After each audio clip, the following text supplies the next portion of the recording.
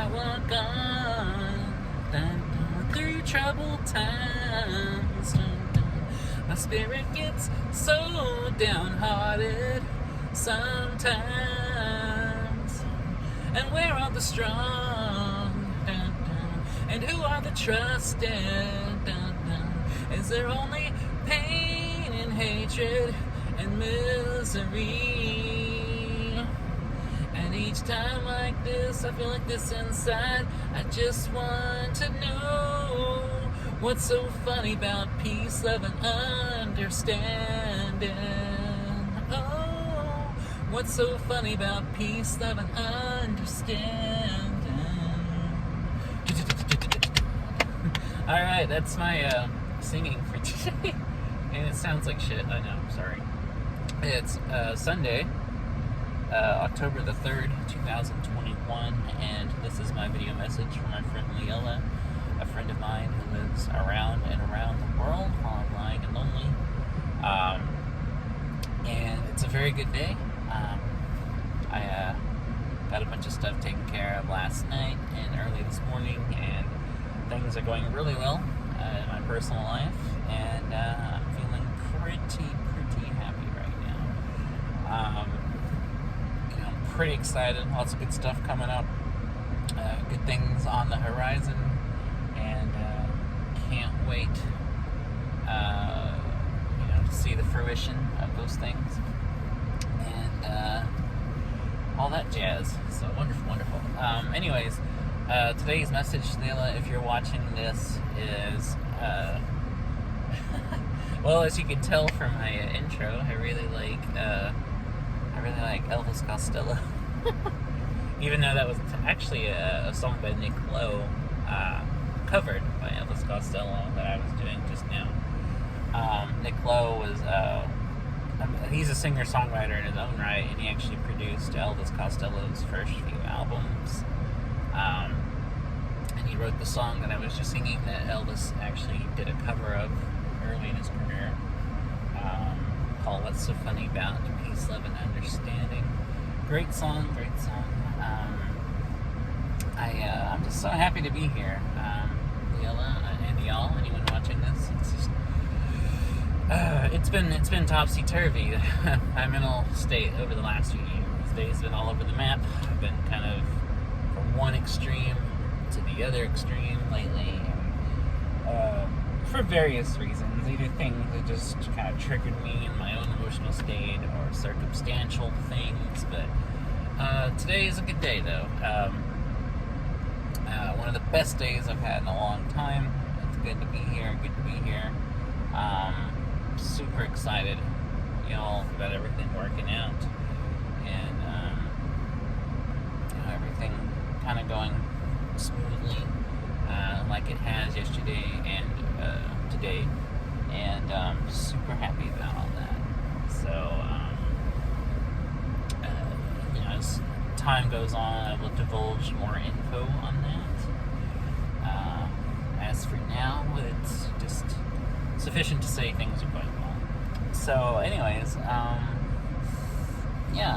hope you're having a good day. I know it's, Lilla, I know it's later for you. It's probably like the evening now. You're several hours ahead, where you live. And, for anyone else watching this more locally, it's probably a few hours ahead there too, or an hour behind, as of the time of recording this. And it's just, I'm excited.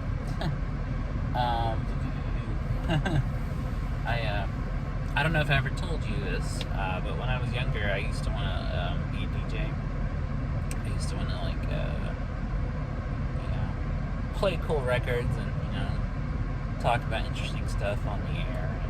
And, maybe like the history of the band, or some interesting tidbit of info, I used to imagine being like a DJ for like an indie station that plays like cool music, like deep cut stuff that you don't typically hear on the radio. I always thought that would be pretty cool to do. I thought that would be an interesting thing to do. Pretty fun. or even better, be like a DJ of a jazz station. Oh my god, that would be so nice. Which I would still do today. If somebody offered me a job to DJ for like a jazz station, or even just like or any kind of music. I mean, even maybe a genre I'm not as into, just to be a DJ and play out, play songs, and, talk about them a little bit. That would be really cool. I would really, really, really enjoy that.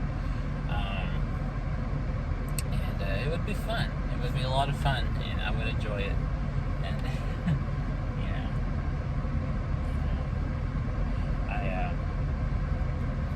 I would try to do one of my heroes growing up crowd.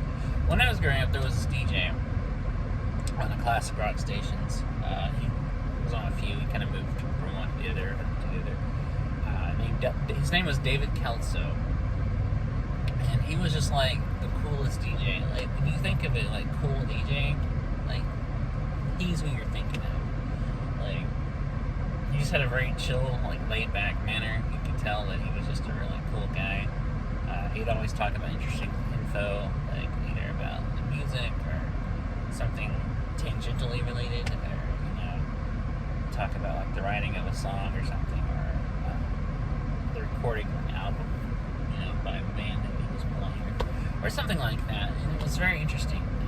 He just was a very, very laid back guy, and it was funny. He had a good sense of humor too. He was just kind of like the quintessential DJ that you think of for like a cool DJ, Excuse me. And he just had like a really cool voice. Like he has like the coolest like radio voice that you can imagine.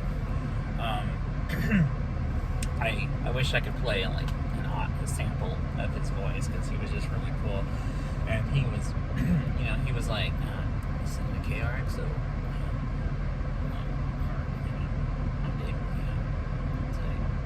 We got some Def Leppard, we got some Boston, listen to KRXO, or something like that. Just very casual. It's like the chillest dude in the room. Vibes this guy had, and I really liked him. And when I was growing up, I always listened to the radio. My mom listened to the radio, which meant I listened to the radio. And then as I got older, I started listening to the radio on my own. I started listening to classic rock station by myself. And so I have a long history of listening to the radio. Back when that was common, before people stopped listening to the radio. Before everybody switched to listening to everything, streaming. And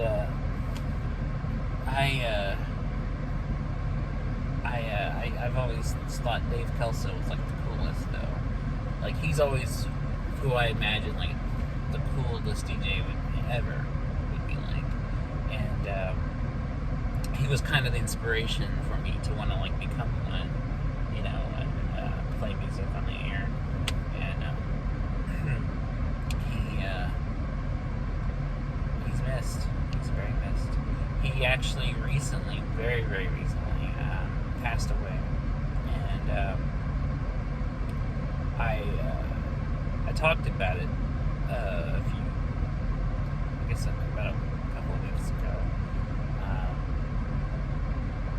His passing really hit home for me, and it made me start thinking about other people that have passed, and I kind of had a really emotional reaction to that, just talking about it here on camera, and it hit me very, very hard when I found out that he passed on. Because even though I didn't know him, I grew up listening to him for many years, and in some way, it felt like I did. I know it's kind of a parasocial kind of thing, but nevertheless, there was an attachment there, and there was his always being there for me when I was a kid, even well into my adulthood.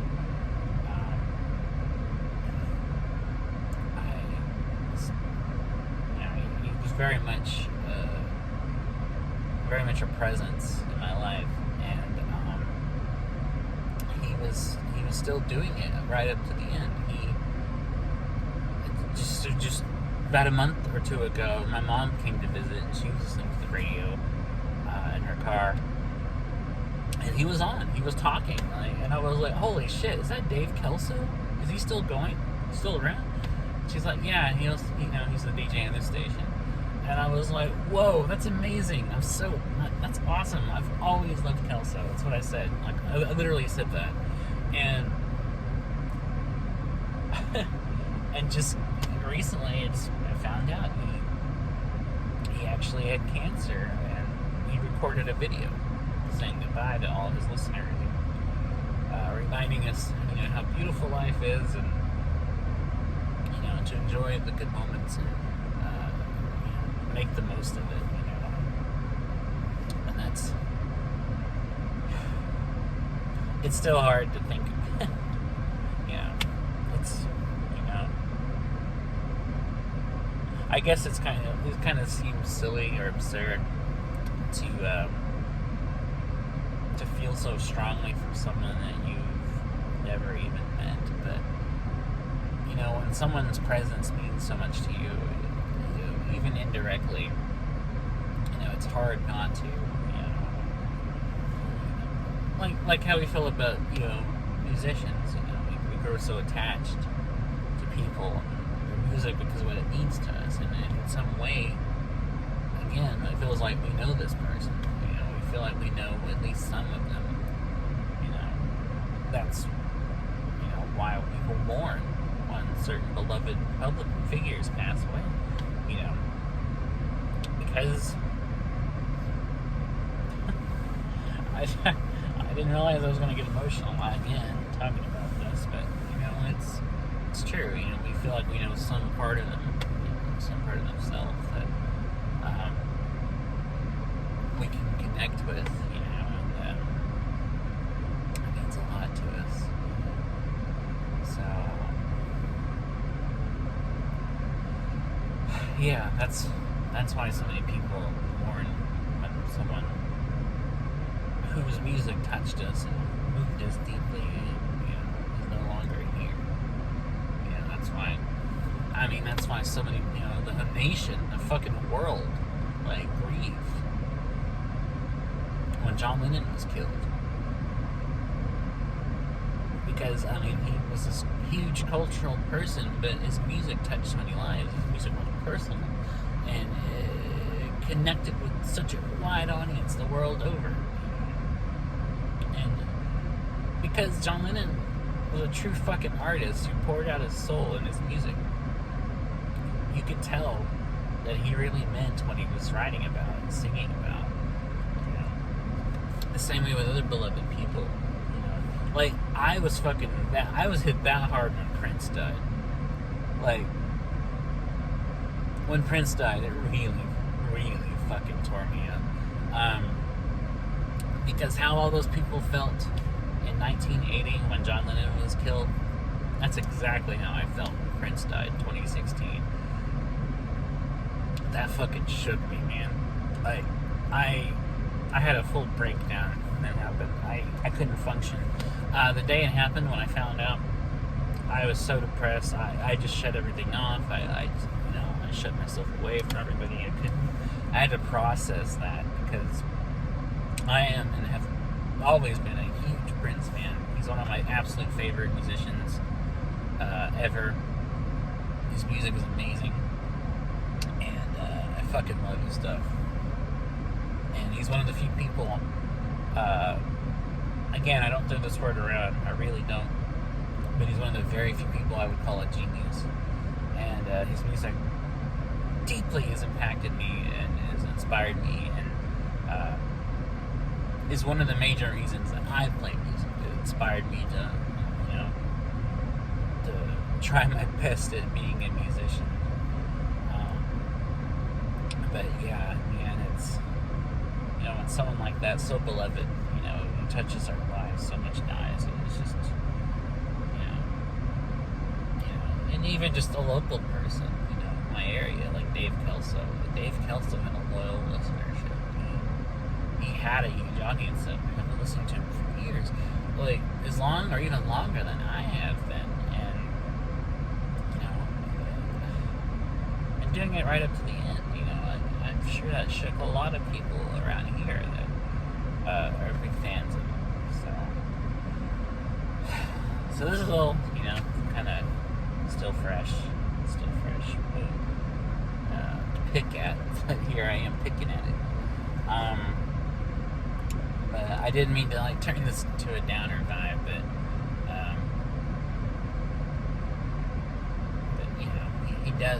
he does inspire me to want to meet a DJ, and it's really thanks to him that I wanted to do it, and would still do it. Still wouldn't be. I would still want to be. It's because of him. He made being a DJ just sound really cool and like something I would really like to do. So that's kind of how I think. So yeah. But anyways, overall things are going well. I hope you're doing well, Lilla, and anyone else who's been watching this. I hope you're doing well. I hope you're staying hydrated, you're staying safe, staying happy, staying positive, and most of all, I hope everyone's just, in the words of Bill and Ted, be excellent to each other, because we're all human, we're all in this together, and everybody deserves compassion, everybody deserves respect and dignity, and we just have to fucking help each other out, because this world is bullshit. It's horrible. It's a cold, uncaring place, and we have to spread as much warmth as we can. We have to show as much love and beauty and light and compassion to each other. And I try to do that every day. Even to people I've never even met before, especially the people I've never met before. I was just thinking yesterday about how, the friends I've made online, on Twitter and Instagram and other social media that I'm on, that I've never even met one time, have proven to be more reliable and loyal to me than people I've known my entire life. So, I especially want to thank them and show their gratitude, and, especially to you, Lilla. Jesus, you mean more to me than anybody ever has and ever will, and I love you so much, more than I could ever tell you, and you're always on my mind, day and night and day, from the moment I wake up to when I go to bed. Even when I sleep, I dream about you. You're always on my mind. You're never not there on my mind. So, just know all that.